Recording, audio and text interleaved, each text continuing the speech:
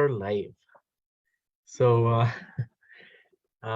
thank you very much, everybody, for joining us in another heart-to-heart conversation.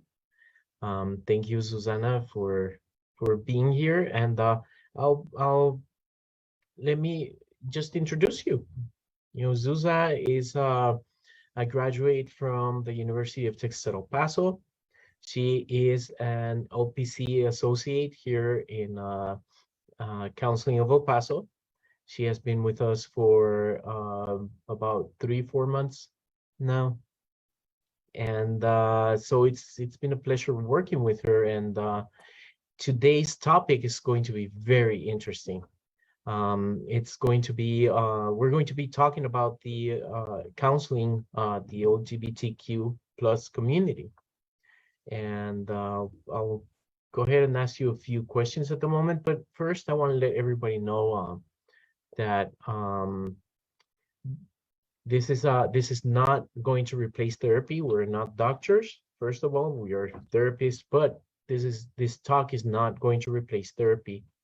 So please understand that if you have any kind of issue that is pertinent, just go to find a counselor, and that could help you out. If you have any questions, of course, you can ask them within the chat, and we'll do our best to answer it. But it's also not going to be confidential, because your name will be out there. We won't say your name, but of course it will show your name on Facebook.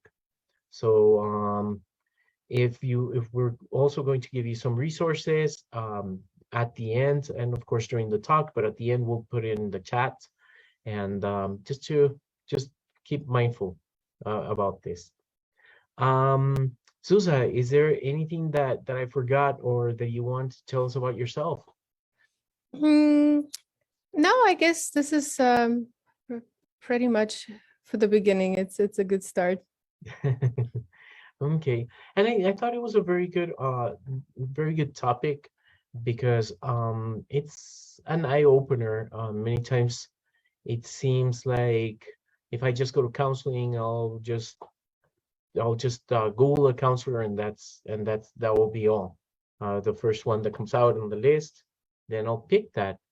But I just wanted to know why do we need to find someone that understands the LGBTQ plus population?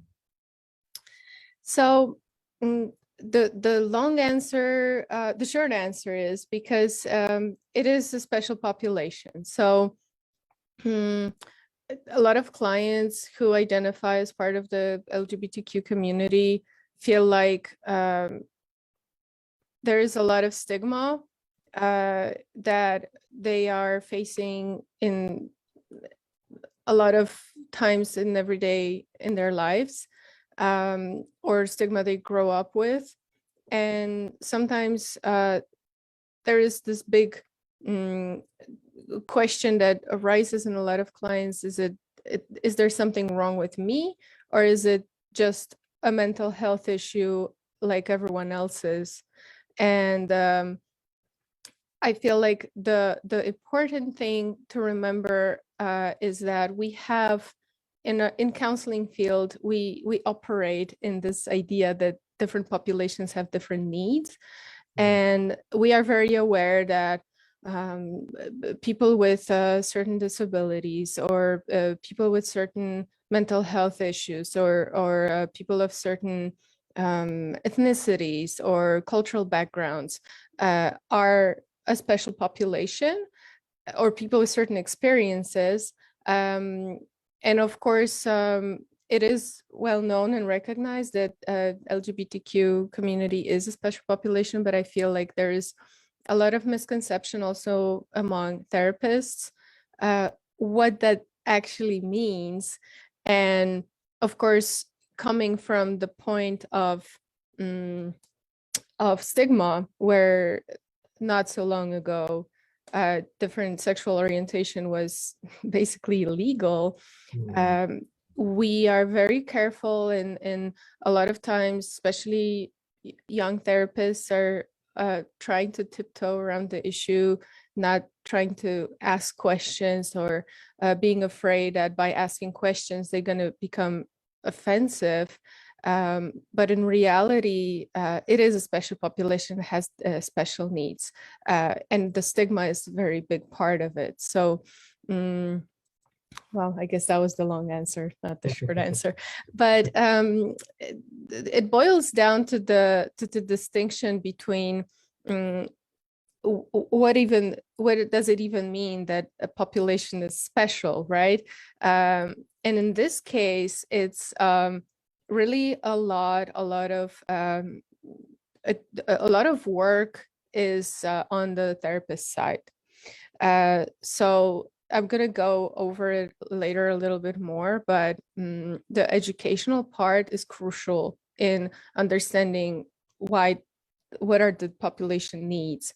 So it is very good instinct to try to be careful and sensitive, but also it leads to gray areas where instead of asking questions, we just either assume things or assume that we shouldn't be curious about them.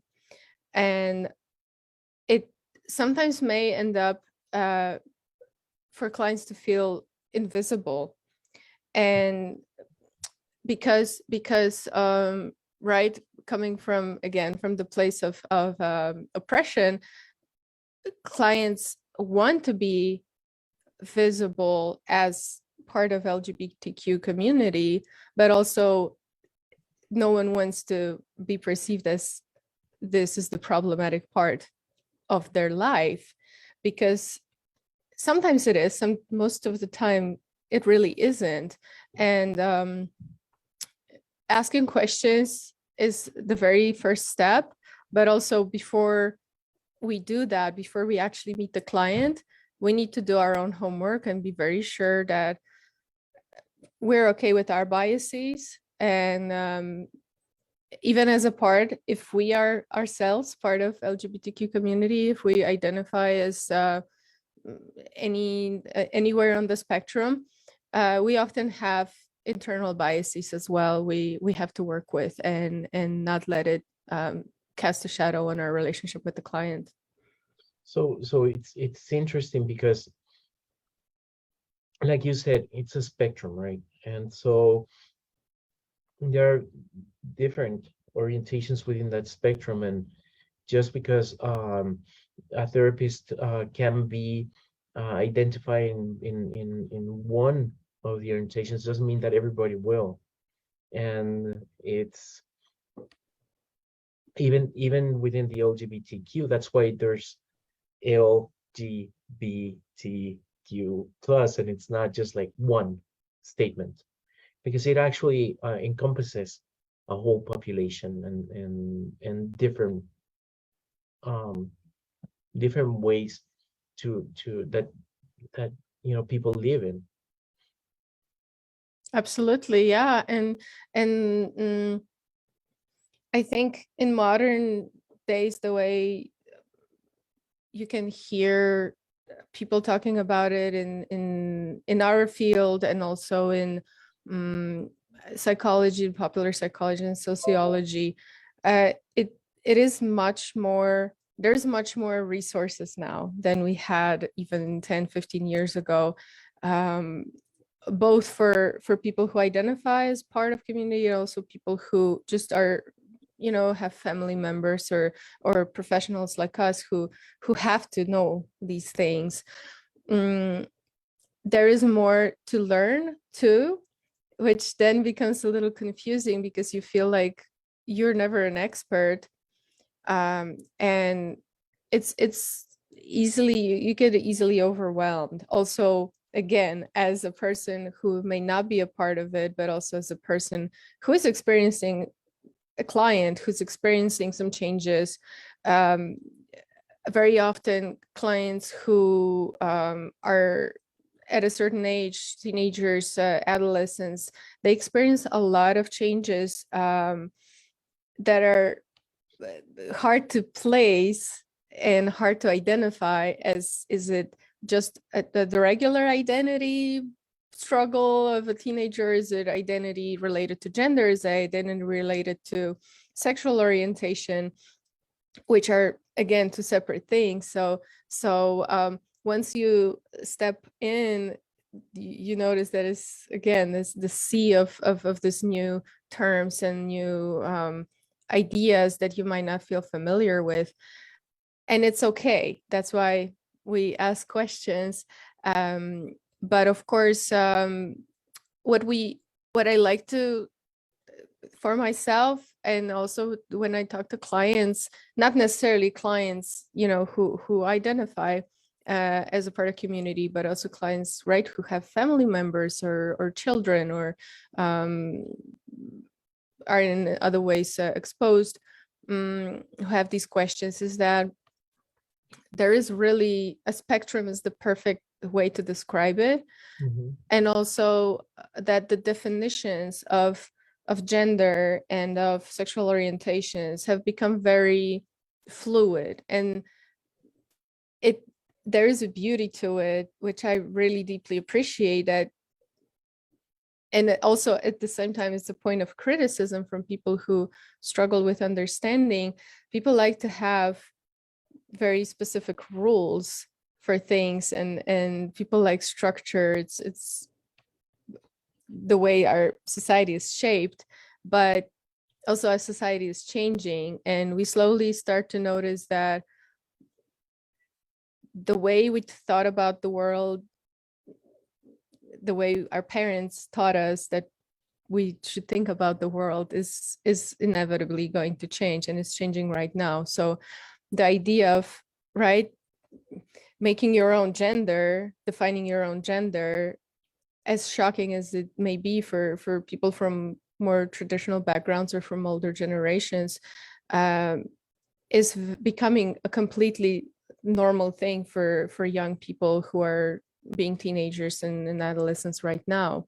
So it's a lot of adapting and a lot of humility. So if I may just jump straight to it, because that's a very important part I wanted to talk about today.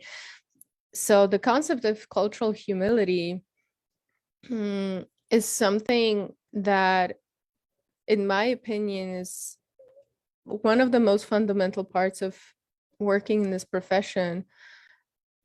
And it's this old idea of, I really don't know your experience, even if I've had just the same upbringing, I'm from the same cultural circle, I've had the same type of experience, I still don't know what you're going through. Mm-hmm. But even more so, if I am from a different cultural background, if I am, my language was, my mother tongue was different from yours, if I grew up in a different country, if I grew up in a different socioeconomic status, and if I'm of a different race, my experience will never compare to yours, and that's okay. But it has to be recognized, and it has to be taken into a very deep place where we accept that as professionals,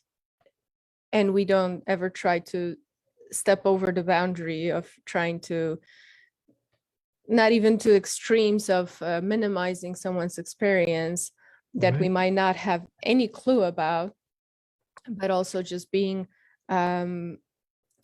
sometimes we really don't know what the person could be possibly going through because their experience is so different from ours, but we need to make the attempt, and we need to make the effort of finding out, and then never assume anything about the client. I think it's important to understand that everybody has lived their own life, and nobody will be able to live mine, because I mean, I'm the only one that's been with myself 24 hours a day, right? And so every experience that I've had is unique to me.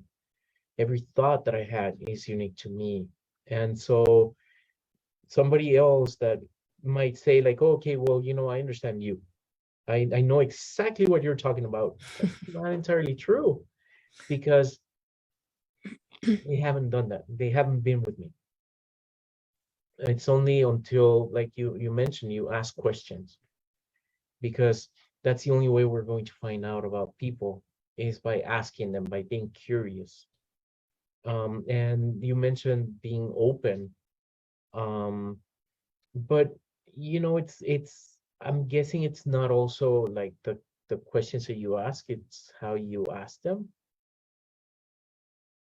Absolutely. And this kind of binds back to the like humility again, but also we need to be prepared. We need to have some baseline knowledge to even know what to ask. So, of course, there are big mistakes we can make, and there are small mistakes we can make, but also some of things that are obviously offensive and obviously insensitive, it's not the client's responsibility to educate us about that. So one of the important things I wanted to point out in when it comes to the barriers actually for providing clients who identifies LGBTQ, there are certain barriers preventing them from finding the help they could benefit from, is because there is not a lot of emphasis in our training and our education to be aware of those issues. And that's, of course, not the only client group that's under whatever emphasized, but I think that the cultural humility not only makes us open to feedback and open to other experience, but also shifts the responsibility back to us to educate ourselves first. Something, right, like I mentioned in the beginning, it's great to ask questions, but we shouldn't go back to asking a homosexual, whatever, gay client who identifies as male if they feel like they're a woman, because that's a ridiculous question to ask, right? Because we should be past that point, Of course. unless it comes up in some other circumstance, or if the client whatever brings up something, some other issue, but there is this baseline understanding of what gay, lesbian, bisexual, gender fluid, gender non-binary, and of course, like I said, there's so many terms that sometimes you can't really catch up and be, you can't know everything. But if you consider yourself open and up to date, you need to put a certain effort into at least knowing this term. So Right, and I think that it's been curious and about studying the population that you're going to be working with, and not just because I hear that all the time from people. Well, and this goes, for example, with Hispanics. Like, well, I have a friend that's Hispanic, so I understand the community, right? And it doesn't, it's they not eat a that, lot of chiles. right? Yeah, I it's know like, that. yeah, but Yeah. everyone does, and I think it's a way to generalize. Like, just because your friend is just because they're going through a certain issue, that doesn't mean everybody does. So I think it's more than that. What do you think of that? Yeah, so I think it's it kind of makes me think of why even look for other way said. So there's this whole concept of gender of LGBTQ or gender affirming queer affirming therapy. And it's become an issue lately, especially after the whatever failed attempt at regulating healthcare and whatnot with we can give you a link later. I'm not going to waste time talking about it because it's upsetting, but gender affirming is a concept that a therapist developed, and providers in general. It's not only, of course, about counseling, but it sets some standard for a provider to at least be educated and at least be aware of obstacles, of challenges, of a possible occurrences, so to speak, right? There is this interesting number actually that keeps repeating. I keep stumbling upon it. 61% of LGBTQ community have depression, 45 have PTSD, and 36 have anxiety disorder. So there are different reasons for that. We don't have time to go over that, but it is a special, that's why I mean it's a special population. So the same way you decide to work with veterans, you need to know certain things. Absolutely. And if you decide to work with this population, you have to be aware of certain mechanisms and certain limitations. But also, of course, it doesn't mean that you have to be a veteran yourself to serve veterans.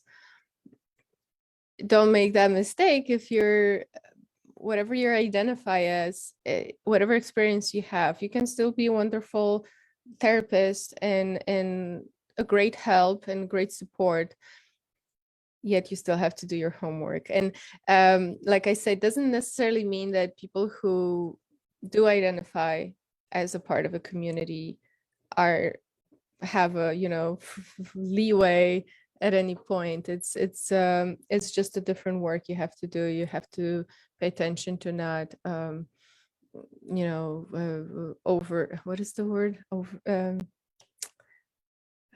identify, yes. And counter transference and all the magical things we have to work with. Absolutely. And I think everybody should be able to be open, like you said, kind of check your biases, because even when you're open, when you're willing to learn about any kind of population, we all have our own biases, and not entirely in one population or another, but we need to understand where we're coming from and what our background was and where we're taught. And if there's this kind of openness and we're able to to check on that, and we're able to learn about the population, then we're probably going to be successful with a population. But it takes a lot about understanding ourselves and what our pathway was before this. Absolutely. And that makes me think there is also a lot to say about knowing our limitations. And sometimes we have our strengths and we have our weaknesses. Some of us are good with kids, some of us not necessarily. And this is the point where, right, we get into murky areas, because what does it really mean to me as a professional if I decide that I don't want to work with LGBTQ, or that I'm not qualified, or that it's not my area of clinical interest, or whatever you want to name it. Does it mean that you're biased, or you're just being honest with yourself and your clients? These are questions you have to ask yourself. But it's an interesting, clearly I don't feel comfortable working with little kids, but no one would ever accuse me of being biased towards clients under age of 10, right? yet there is this difficulty with having LGBTQ, the understanding of LGBTQ clients as a special population, I think because inevitably, right, it goes to the oppression. it's important because one of our first principles in the ethics in the American Counseling Association, but everybody has their own ethics, is do no harm.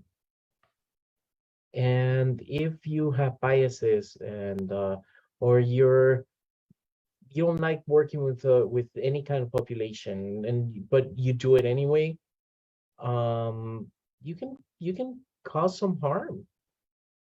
And it's important to check that and to say, Absolutely. you know what, if for whatever reason it's not okay, I'm not going to. Done. But maybe not even taking the client in the first place, and then offending or harming the client in some way. That's true. On the positive note, I actually want to emphasize that clients who identify as the LGBTQ sometimes feel like there is no one out there, because it's very hard to find someone who is openly identifying as whatever part of the spectrum. But I did a little bit of research when I was preparing for this interview, and in El Paso alone, I think, except for me, there's maybe like 5 or 6 more therapists that identify as gender or LGBTQ affirming or whatever in the positive spectrum. So maybe up to 10, depending on the search. If you look for in person, there's going to be way less. So if you look for online, of course, you're going to be able to find more.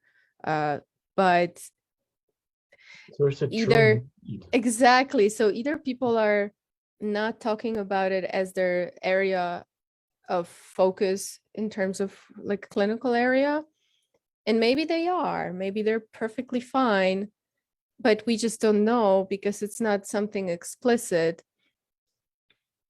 What the message it sends to clients is that I'm probably going to try to look for the ones that do identify. Of course. And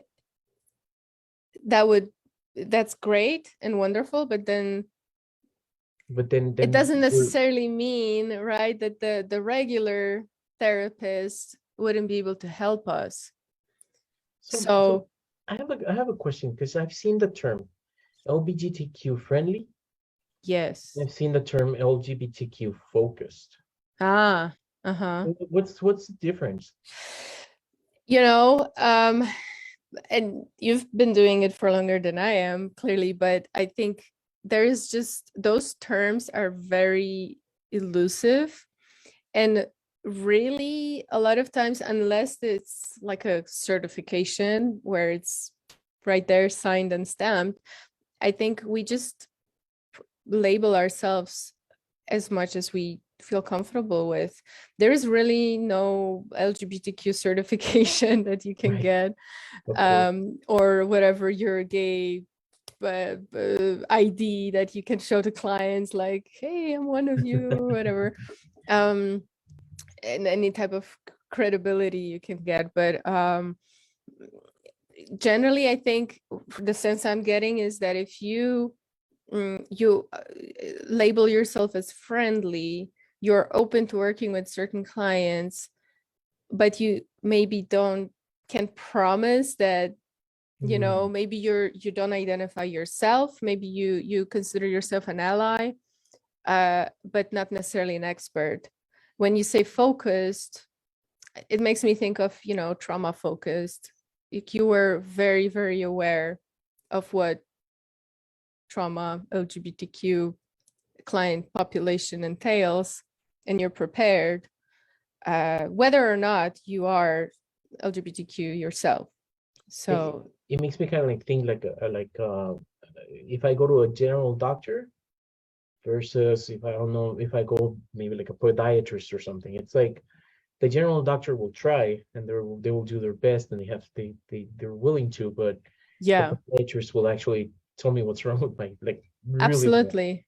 Yeah, I think it's a good comparison. And also it kind of does the job in terms of, unfortunately, I haven't it's not I've never heard of it in the first person, someone telling me that, oh, this is what happened to me. It's just things I read about, but I know that there are therapists out there who will send clients away telling that I'm sorry, I can't work with you because it's against my whatever beliefs. um Unfortunately, I've seen that. right, I think, That's yeah, we talked about it. So it's definitely, it is out there, it is happening, to yeah, someone. So I think when we see LGBT friendly or allied, I think it's at least a sign that we're going to be respected, and that's a absolutely. great start. That's something um we want to look out for as clients. And I'm saying, again, this is going to be special because there is discrimination involved, and Mhm. it's a discrimination that's very intersectional. And of course, not to get on the intersectional wagon, but unfortunately, oppression likes to go in layers. So Absolutely. I think things are going to overlap, and it's going to create more barriers for client. But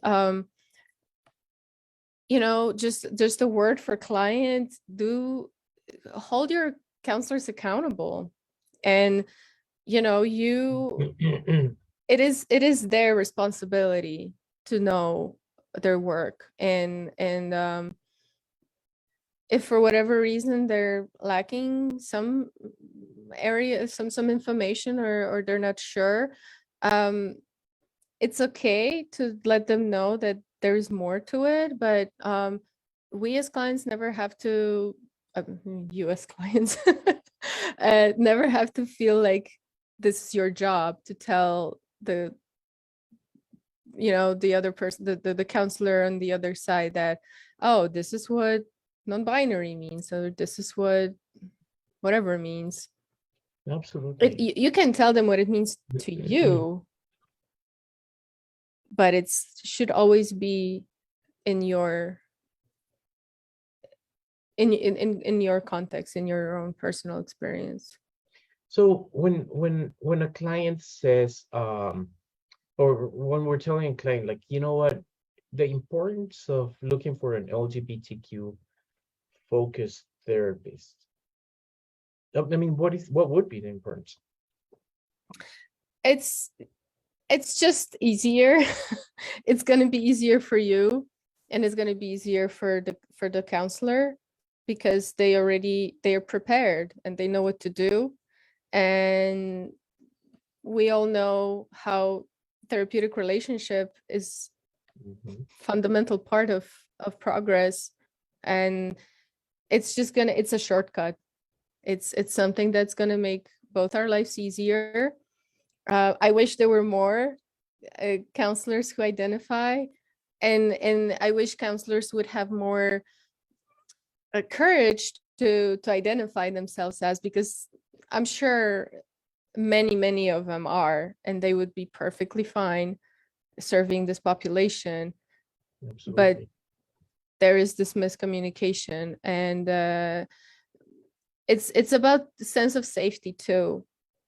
uh when we know what to expect, when we know what to expect from the provider, uh, we're just gonna we're gonna be step ahead in our therapy and our progress.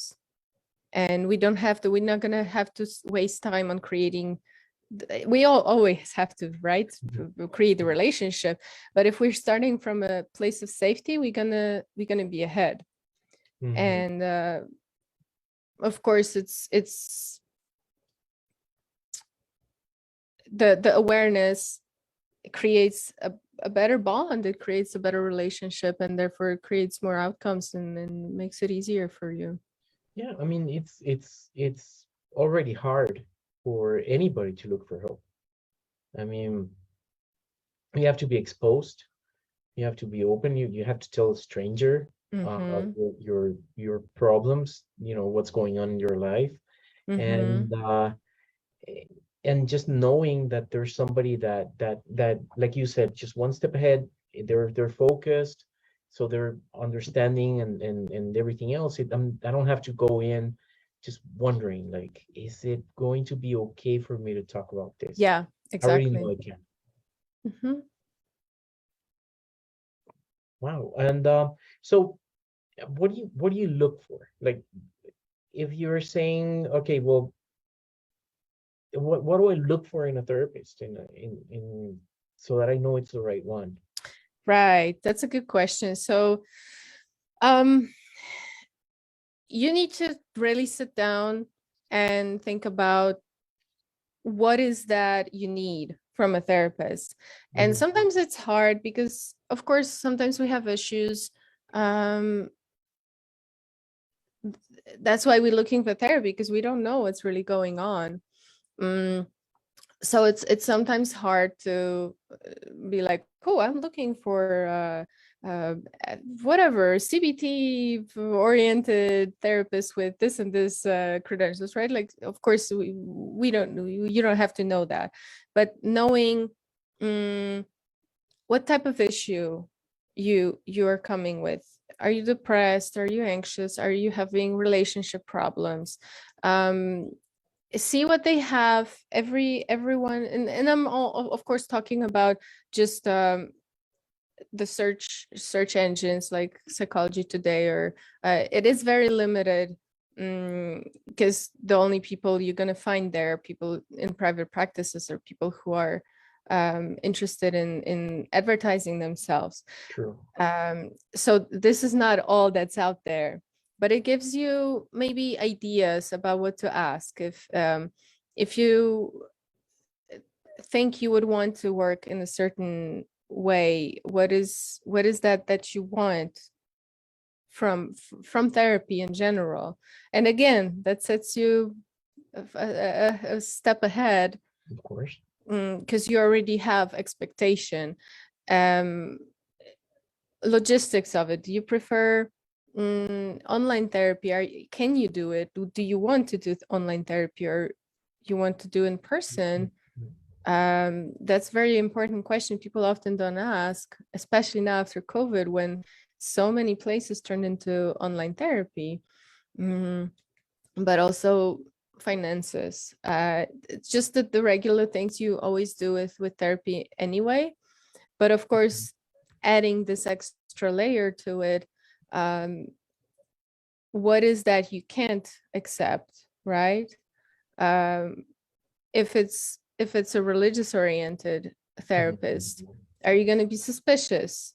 Which religion are you going to, look into it? And um, make if you want, if you feel comfortable with it, 'cause sometimes you don't have to, but I think it's under utilized strategy to have consultations.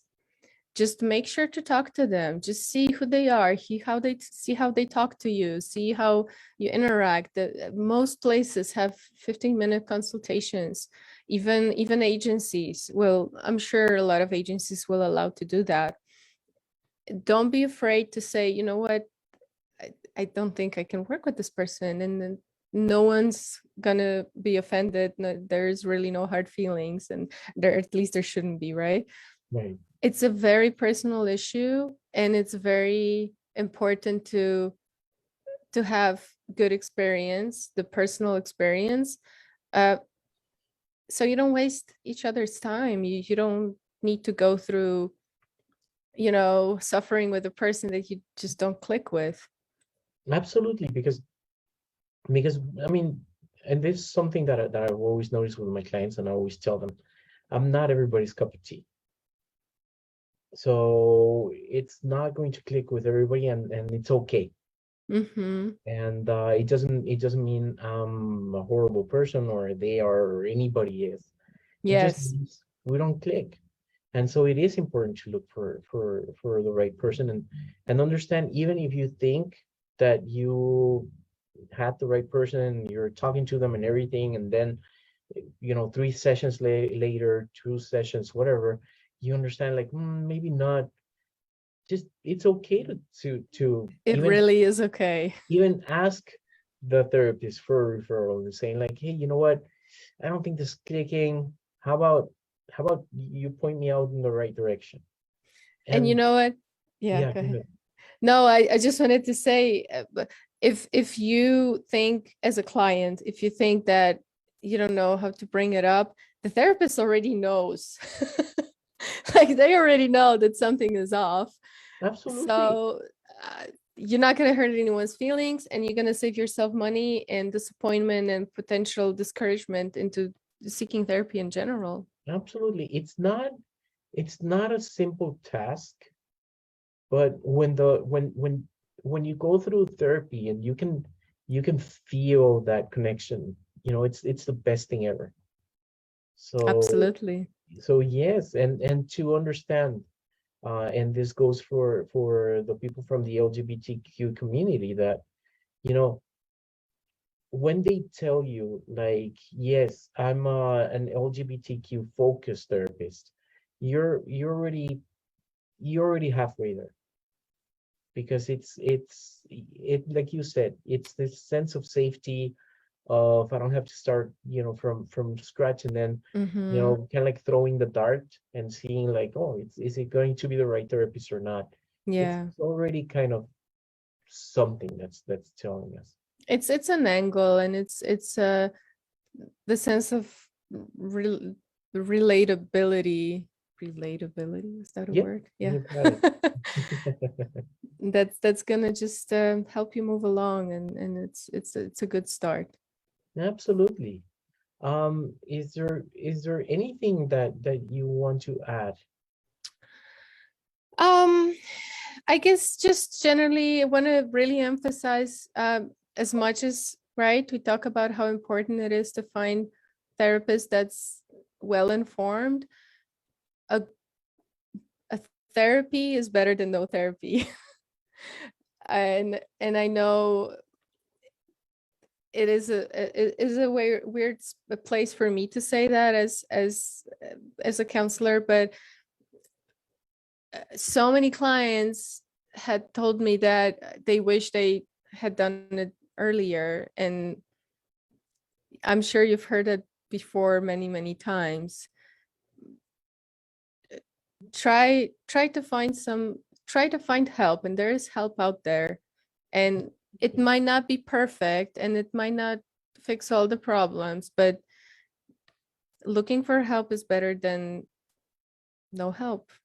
As Absolutely. I simple think as that that. that there's always hope. Definitely. Always hope. Thank you so much, Suza. I really Thank enjoyed you. this Likewise. Thank you for conversation. having me.